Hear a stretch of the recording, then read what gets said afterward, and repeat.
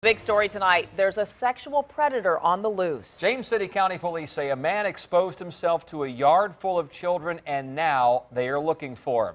It all occurred Saturday afternoon on Barnes Road in Toronto. 10 on your side's Jason Marks talked with one of the victims and her mother. And Jason, what did they both say to you? Tom, as you can imagine, they both couldn't believe this happened. The children were enjoying their weekend, simply playing outside. Now, because of this incident, none of the children wants to leave the house at all.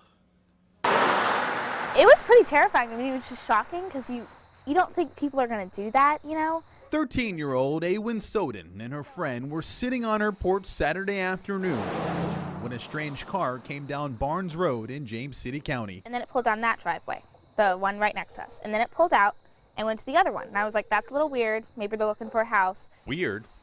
What happened next took that to a whole new level. A Hispanic male came out of the car and started walking down. I was telling my brothers, because we were all outside, that we should probably come in. But then he started making gestures for us to come over, and he pulled down his pants and then proceeded to masturbate. I was very angry that anyone would be sick enough to do this to anyone, and especially, I mean, I had a whole yard full of young children. Mom Courtney learned about the incident minutes after the man left.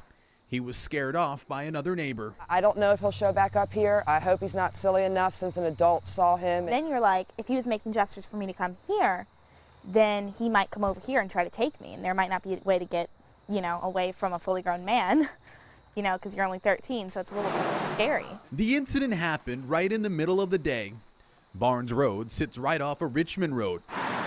Plenty of traffic coming and going. He could just be anywhere. And if he's willing to do that in daylight, what is he willing to do when people aren't looking? Awen says the man was driving a gray four-door car.